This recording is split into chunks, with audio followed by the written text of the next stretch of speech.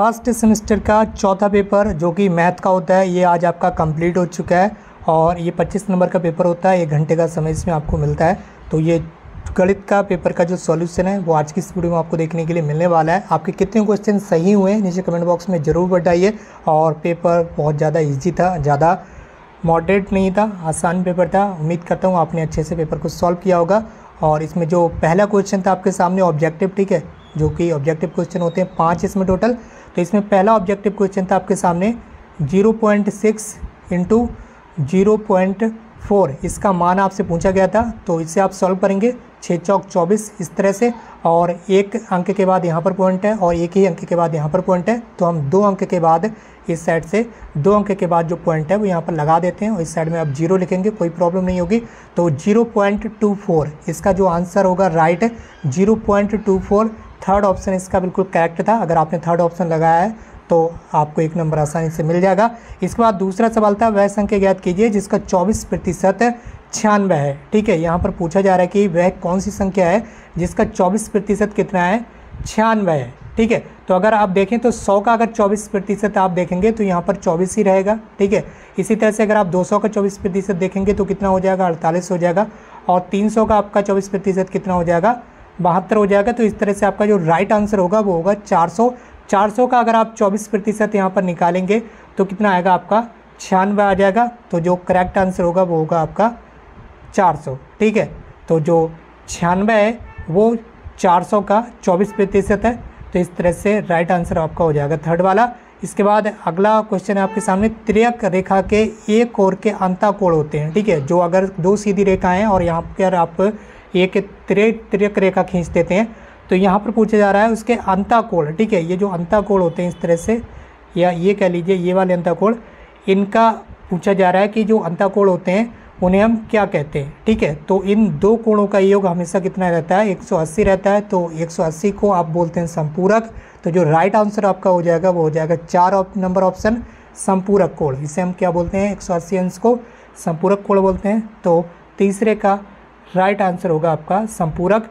ठीक है, उसके बाद आपका चौथा नंबर क्वेश्चन है, किसी संख्या में 3 का स्थानीय मान सबसे कम है। ठीक है, पूछा जा रहा है ये जो संख्याएं लिखी हुई इनमें पूछा जा रहा है ऐसी कौन सी संख्या है इनमें से जिसमें संख्या में 3 का स्थानीय मान सबसे कम है। यहाँ पर आप देख सकते होंगे जो 3 का स्थानीय मान है उसमें आपको कितने से गुणा करनी होगी, इकाई, दहाई, सैकड़ा, हज़ार। ठीक है, 1000 से आप गुणा करेंगे तब इसका स्थानीय मान निकल कर आएगा।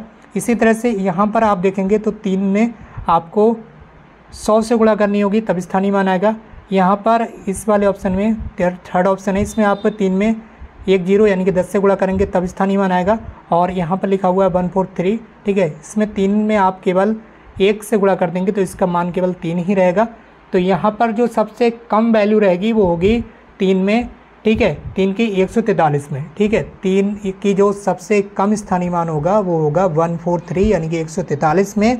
तो आपका जो राइट आंसर हो जाएगा वो होगा 143 यानी कि 4 नंबर ऑप्शन। ठीक है, उसके बाद 5वां क्वेश्चन आपसे पूछा गया है, क्रमागत 2 पूर्णांकों का अंतर। ठीक है, कोई भी 2 पूर्णांक आपको ले लेना है, जैसे कि हो गया आपका 6 - 7। ठीक है, तो अगर आप इनका अंतर देखेंगे तो इनका अंतर हमेशा आएगा 1। ठीक है, अगर कहीं पर भी निगेटिव आ रहा है तो उसे आप पॉजिटिव कर देंगे, क्योंकि अंतर यानी कि जो डिफरेंस होता है वो निगेटिव नहीं होता है। ठीक है, कोई भी 2 पूर्णांक आप ले लीजिए 5 - 4। ठीक है, जो कि क्रमागत हों। ठीक है, 4 5 क्या है, क्रमागत हैं, जिसकी मान लीजिए 11 12 ये क्रमागत हैं। 11 के जस्ट बाद 12 आता है।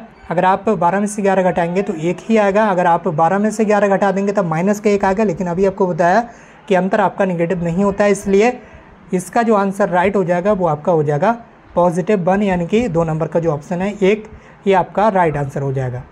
चलिए इसके बाद बात कर लेते हैं अति लघु उत्तरीय प्रश्नों के बारे में। और जो ऑब्जेक्टिव क्वेश्चन है उसमें 5 में से आपके कितने क्वेश्चन सही हुए नीचे कमेंट बॉक्स में जरूर बताइए। और अति लघु उत्तरीय में 6 नंबर का क्वेश्चन आपसे पूछा गया था, रेखाखंड किसे कहते हैं। तो रेखाखंड की डेफिनेशन यहाँ पर आपको लिखना थी, किसी भी बिंदु ए बी के प्रारंभिक और अंतिम बिंदुओं के मध्य सभी बिंदुओं के समुच्चय को रेखाखंड कहा जाता है। आप इस तरह से अगर केवल बनाकर आए होंगे, ठीक है, ये डायग्राम, तभी आपको जो नंबर है वो आसानी से मिल जाएगा। ठीक है, और पटरी की सहायता से विभिन्न लंबाई के अलग अलग रेखाखंड जो हैं वो बनाए जाते हैं। फिलहाल अगला क्वेश्चन आप यहाँ पर देख लेंगे।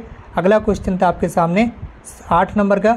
ठीक है, सॉरी 7 नंबर का क्वेश्चन यहाँ से पूछा गया है, -8। ठीक है, इसे हम यहाँ पर सॉल्व करेंगे इस तरह से, इंटू यहाँ पर आपका हो गया 75 इंटू 0, ठीक है। इसे आपको सॉल्व करना था। अब आपको पता ही होगा कितनी भी बड़ी कैसी भी कोई भी संख्या अगर उसमें 0 से गुणा करने के लिए आपके सामने आ जाता है तो इसका जो मान है वो 0 ही हो जाता है। तो आप इस तरह से लिखकर अगर डायरेक्ट आपने 0 लिख दिया होगा तो यही आपका राइट आंसर हो जाएगा, ठीक है। कितनी भी बड़ी कैसी भी संख्या अगर आप उसमें 0 से गुणा कर देंगे तो उसका अंतिम आंसर जो लास्ट आंसर रहेगा वो 0 ही। और अगला क्वेश्चन है आपका 8 नंबर का। यहाँ पर आपको बताया गया है कि मोहन एक माला बनाने में 1/3 मिनट का जो समय है वो लेता है, यानी कि 1/3 मिनट में मोहन एक माला को बना देता है। 3 को हम इधर भेज देते हैं तो 1 मिनट में वो 3 माला बना लेता है। अब यहाँ पर आपको बताया गया है कि 1 घंटे में, ठीक है, क्या पूछा जा रहा है 1 घंटे। 1 घंटे का मतलब हुआ 60 मिनट, ठीक है। तो 60 मिनट में आपसे पूछा जा रहा है कितनी मालाएं बना लेगा, तो 3 इंटू 60, ठीक है। तो यहाँ पर 60 मिनट यानी कि 1 घंटे में वह 60 इंटू 3 आपका कितना हो जाएगा 180। तो आपका जो राइट आंसर होगा वो होगा 180 मालाएं वह बना लेता है। 60 मिनट यानी कि 1 घंटे में वह 180 मालाएं बना लेगा, ठीक है। अगला सवाल था आपका 9 नंबर का। पटरियों प्रकार की सहायता से 60 अंश का कोण बनाइए। इसमें कुछ भी लिखना नहीं था आपको, बस अगर आप पटरियों प्रकार लेकर गए होंगे तो यहाँ पर आपको बस 60 अंश का कोण बनाना था। इस तरह से एक सीधी रेखा खींचनी थी, इधर आपको ए बी 2 बिंदु लिख देना थे और यहाँ पर जो आपका प्रकार होता है प्रकार से पहला चाप आपको इस तरह से ऐसे लगाना था, ठीक है। यहाँ से आपने लिया होगा तो इस तरह से ये पहला चाप आप ऐसे लगा देंगे, ठीक है। इस वाले पॉइंट को आप बिंदु सी मान सकते थे, ठीक है। फिर इसी सी वाले पॉइंट से आपको पहला चाप यहाँ पर लगाना था इस तरह से, इसको आप बिंदु डी मान सकते थे, ठीक है। और फिर इसी से, ठीक है, क्या था, इसी बिंदु से बिंदु डी से आप दूसरा चाप यहाँ पर लगाएंगे तो 60 अंश के कोण पर ये दूसरा चाप लग जाएगा और इस वाले पॉइंट को आप ई लिख सकते थे और यहाँ ई से बिंदु ए पर, ठीक है, या यहाँ पर आप कोई भी एक पॉइंट मान सकते हैं जहाँ से आपने प्रकार रखा था, ठीक है, इसको ओ मान सकते हैं। तो बिंदु ओ से ई तक आप रेखा खींच देंगे तो आपका ये 60 अंश का जो कोण है वो आसानी से इस तरह से बन जाता है, ठीक है। अगर आपने पहले प्रैक्टिस की होगी तो आप आसानी से बना सकते हैं। उसके बाद अगला क्वेश्चन था आपका 10 नंबर का। 3 अंकों की सबसे बड़ी संख्या। सबसे पहले तो यहाँ पर बताया गया 3 अंकों की सबसे बड़ी संख्या की उत्तरवर्ती का मतलब है आपको इसमें +1 कर देना है, यानी कि 1 ऐड कर देना है, तो ये आपका हो जाता है 1000 यानी कि 1000, ठीक है। तो आपका राइट आंसर कितना था 1000, ठीक है। ये आपको लिखना थी उत्तरवर्ती संख्या। उसके बाद अगला सवाल था आपका 11 नंबर का। 117 को 2 संख्याओं के गुणा के रूप में व्यक्त कीजिए जिसमें एक संख्या 13 बताई गई है, ठीक है। 117 को हमें क्या करना है 2 संख्याओं के गुणा के रूप में व्यक्त करना। मान लीजिए एक संख्या x है और दूसरी संख्या यहाँ पर बताई गई है 13, तो x को हम इधर ही रखे रहने देंगे और 117 13 को हम नीचे ले आएंगे तो ये हो गया आपका 117/13। 13 से 117 को आप काटेंगे तो 9 आएगा, यानी कि दूसरी संख्या आपकी कितनी होगी 9। तो आप इस तरह से लिख सकते हैं 9 × 13 बराबर 117, यानी कि 117 को आप 2 संख्याओं के गुणा के रूप में इस तरह से विभाजित करके, यानी कि इस तरह से आप लिख सकते हैं गुणा के रूप में, ठीक है। यही आपसे पूछा गया था, तो 2 संख्याओं के गुणा के रूप में आपसे पूछा गया था 117 को किस तरह से आप लिख सकते हैं, जिसमें एक संख्या आपकी 13 होनी चाहिए और दूसरी संख्या यहाँ पर आपको खुद से निकालना थी।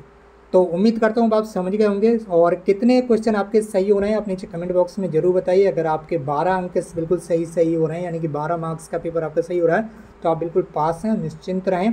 पेपर ज़्यादा कठिन नहीं था, आसान पेपर था। अगर आपने सही से पढ़ाई की होगी, इस वीडियो को शेयर कर दीजिए अपने फ्रेंड्स के साथ और इस तरह के और भी आगे के पेपर सॉल्यूशन के लिए इस चैनल को सब्सक्राइब जरूर कर लीजिए। आज की इस वीडियो में बस इतना ही। Thank you so much for watching.